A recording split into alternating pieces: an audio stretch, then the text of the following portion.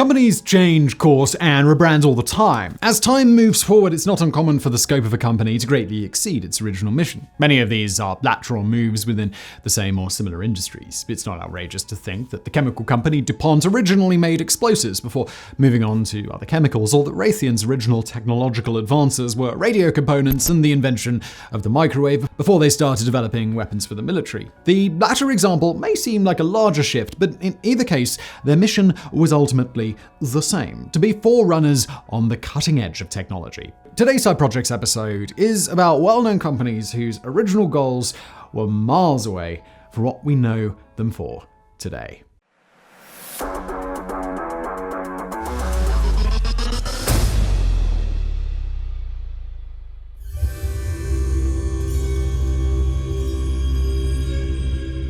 Marriott is one of the most recognizable names in the hotel industry, but Marriott International has extended their reach beyond the eponymous brand to include subsidiaries such as Sheraton Hotels and Resorts and the Ritz-Carlton Hotel Company. If you've done any amount of traveling, you at some point in your life have probably stayed at a property owned and operated by Marriott International. So how did the behemoth of the lodging industry get its start?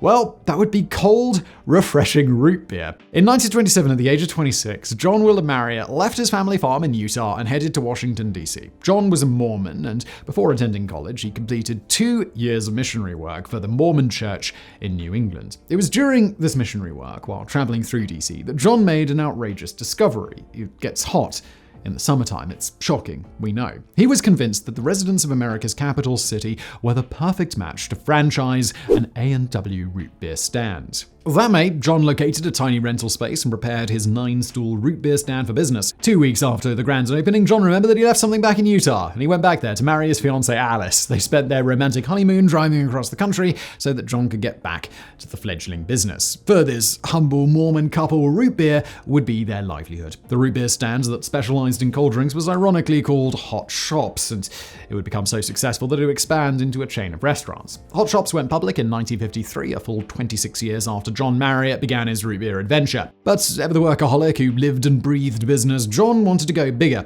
On January the 16th, 1957, nearly 30 years after moving to Washington, D.C. to open a tiny root beer stand, John opened his first hotel, the Twin Bridges Moat Hotel in Arlington, Virginia. His second hotel, the Key Bridge Marriott, opened 2 years later. The rest, as they say, is history.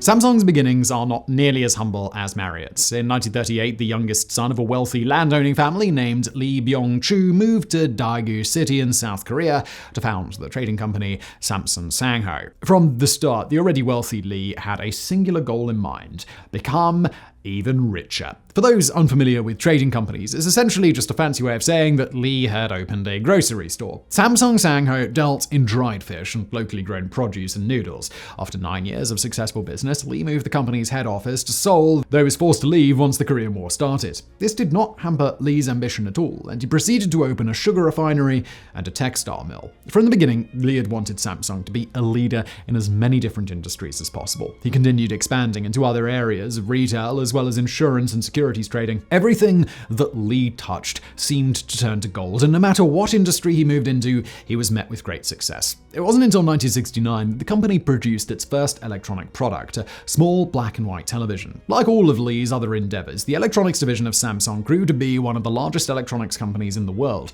In fact, there's about a 1 in 5 chance that your smartphone is a Samsung. And so, after just 30 years, Lee Byung-choo, who moved to Daegu with nothing but a hope, a dream, and access to his family's vast fortune, turned a small grocery store into a leader in the electronics world, and he finally accomplished his lifelong goal of getting even richer. Well done him.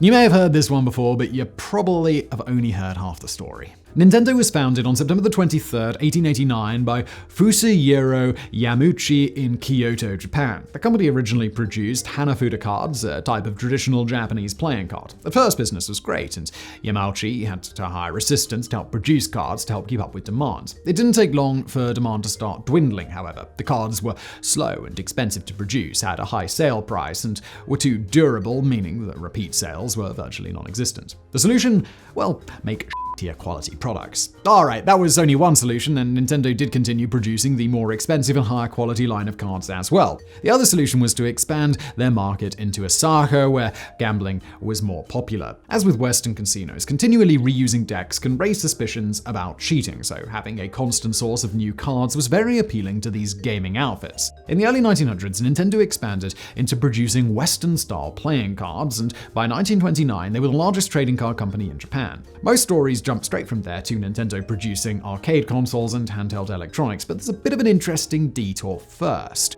World War II hurt Nintendo's sales pretty severely as Western card games were banned and society didn't have time or interest in light-hearted recreational activities. They began to claw back, and in 1959, Nintendo got a contract with Walt Disney to sell cards featuring Disney characters on them. This was great for a few years, but as sales of Hanafuda cards had reached all-time lows, the company realized that their business was entirely reliant on the children's market. This was less than ideal, as children are fickle, meandering creatures with no money of their own. Once sales of the Disney cards began to decline in the early 1960s, the company had to try to win back its paying adult customers. Nintendo was willing to try literally anything, no matter how far it strayed from the roots of their handmade Hanafuda cards. Instant noodles had recently become all the rage in Japan, so Nintendo tried their hands at instant rice. The failure of that venture was attributed to the product tasting pretty terrible.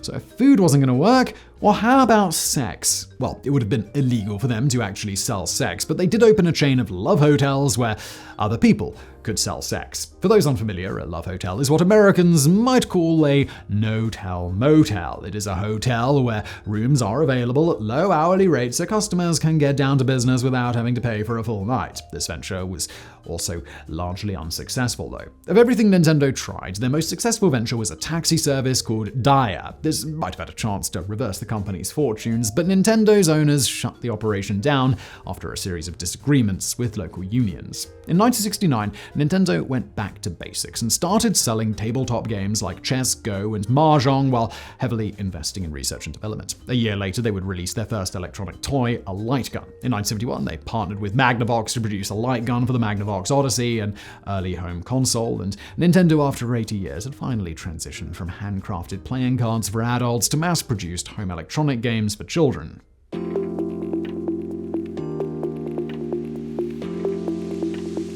Avon is known for empowering women and being one of the first companies that offered women a chance to earn their own income, so it may come as a surprise that the company was founded by a man who was just trying to keep women from slamming their doors in his face. Avon was founded by David McConnell, a New York book salesman. There weren't a lot of advertising opportunities for young entrepreneurs in the 1880s, so David relied on the tried and true method of direct sales, meaning he was a door-to-door salesman. The problem with direct sales being so popular is that people would easily get tired of opening their door to listen to a sales pitch from a stranger. It became common practice for salesmen to offer some sort of small gift to residents in exchange for listening to their pitch. David recognized that most of his potential customers were housewives that were home during the day while the men were at work. He worked with a local pharmacy to make a perfume that he could give away small samples of to the women that he would encounter so they would open their doors and allow him to try and sell them his books. It seemed like a smart tactic. The only problem was that the women weren't interested in talking about the books and were just focused on the perfume. It didn't take too long for David to realize that he needed to ditch the books altogether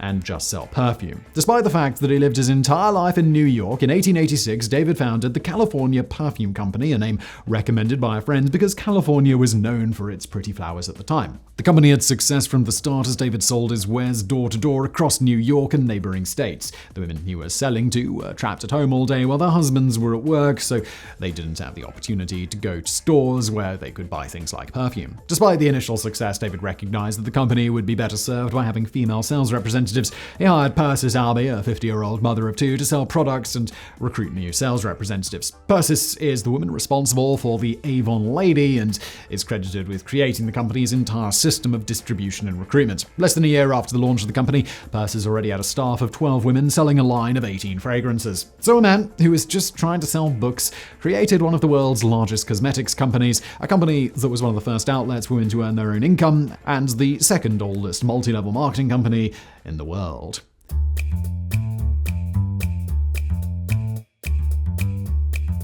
Improbable as it may seem, both of these now-defunct computer companies began as leather companies. Tandy was originally the Hinckley-Tandy Leather Company, while Colico was an abbreviation of the original name, the Connecticut Leather Company. Tandy began in 1927 by selling leather soles, tools, and supplies to shoe repair stores. During World War I, the company expanded into leathercraft, and in 1950 they began opening specialized leathercraft stores. Business was booming due to a growing DIY movement in the 1950s, followed by the love hippies had for leather and beadwork. As profits increased, the company began to expand and purchase other retail companies. In the early 1960s, the Texas-based Tandy purchased the nearly bankrupt Boston-based company Radio Shack. Tandy saw a lot of success selling CB radios through Radio Shack, but as the 1970s progressed, the fad died off, so they were looking for the next big thing. Home computer kits had seen some level of popularity, but they were far too complicated for the average consumer to assemble and contained no keyboard or monitor, making them virtually useless. Tandy set to work developing a pre-assembled home computer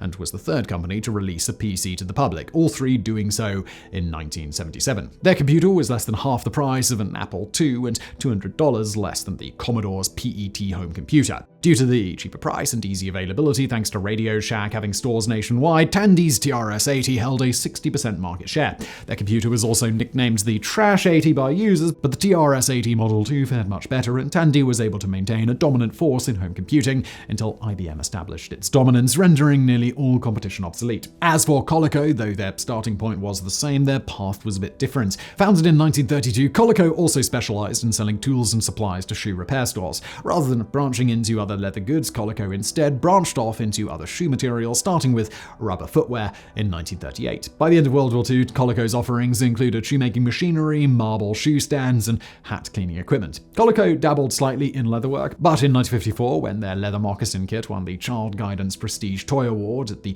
New York Toy Fair, they decided to shift focus from shoes to toys. The company began making plastic toys, as well as becoming the largest manufacturer of above-ground swimming pools. With their new focus on children's products, they were quick to enter the market of both handheld electronic games and home video consoles as soon as they began rising in popularity. Their handheld efforts began in 1976, producing popular handheld games like Electronic Quarterback. The popular ColecoVision home console would not come until 1982. The subsequent year, they released their home computer, the Coleco Adam, but it was an extremely unreliable machine, and Colico filed for bankruptcy just 5 years later. While Tandy Leather still exists, Colico has divested its interest in the leather industry when it decided to focus entirely on toys and electronics. When their electronics failed, not even the wildly successful Cabbage Patch Kids could save the company.